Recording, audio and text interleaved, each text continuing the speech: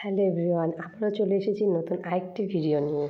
এটা ছিল বেসিক্যালি রিসেপশনের একটি ভিডিও। একটা ইনভাইট ছিল, তো সেখানে গিয়েছিলাম আমাদের ফালাকাটা পঞ্চদ্বীপ ভবনে। তো প্রথমে আমি পার্লারে গিয়ে রেডি হয়ে নিয়েছি। দেখো যে দিদির কাছে রেডি হয়েছি। তারপর সেখানে বিহানকে নিয়ে যায়নি, তো একটু তো হাসছিল, বুঝতে পারছিল না। তো দেখো ফাইনালি আমরা বিয়েবাড়িতে চলে গিয়েছি।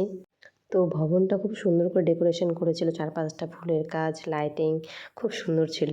আর ঢুকেই দেখি আমাদের গণপতি বাপ্পার একটা স্ট্যাচু সুন্দর বসানো ছিল।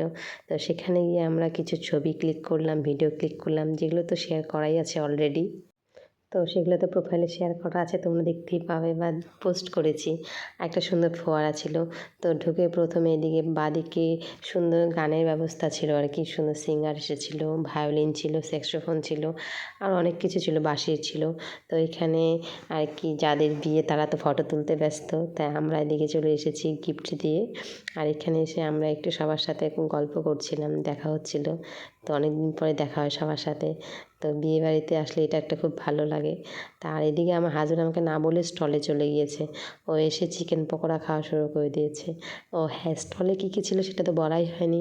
ছিল চিকেন পকোড়া, আম পান্না, আর চা ছিল আর কি। সুন্দর চাটা খুব টেস্টি ছিল, জানি না এটা তন্দুরি চা কিনা, হয়তো তন্দুরি চা এটা। আর ছিল ফুচকা, আর ফুচকা খুব সুন্দর টেস্ট। আমি তো অন্য সাধারণত বিয়েবাড়িতে গেলে ফুচকা খাই না বলতে গেলে, কিন্তু সেখানে গিয়ে সত্যি ইচ্ছে করছে, তাই একটা ফুচকা খেয়েছি আমি।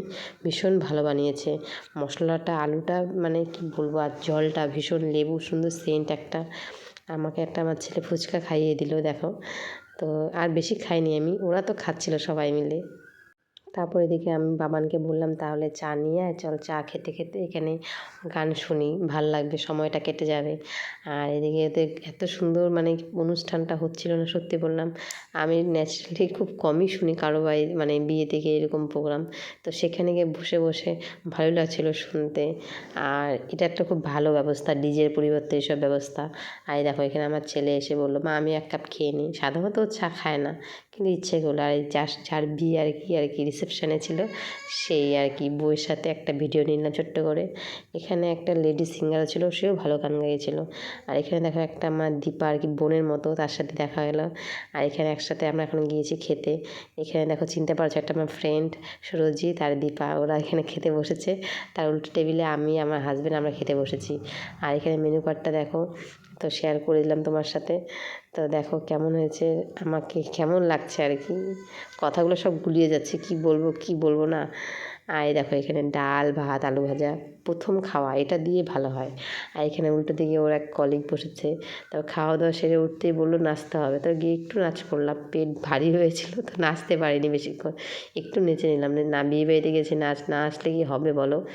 তো একটু নাচলাম। এখানে দেখো বর বউ দুজনে চলে এসেছে নাচতে। একটু ঠিকই আছে, এই দিনটা তো আর ফিরে আসবে না, তাই না বলো, একটু মেমোরেবল হয়ে থাকাটা ভালো। বা দুজনকে কত সুন্দর লাগছে দেখো, আমার তো ভিডিওটা দেখতেই ভালো লাগছে গো এখন। তারপরে আমরা খাওয়া দাওয়া শেষ করে বাড়ির উদ্দেশ্যে রওনা দিলাম। তো চলো কেমন লাগছে অবশ্যই আমাকে জানিও, ঠিক আছে? চলো টাটা, বাই বাই।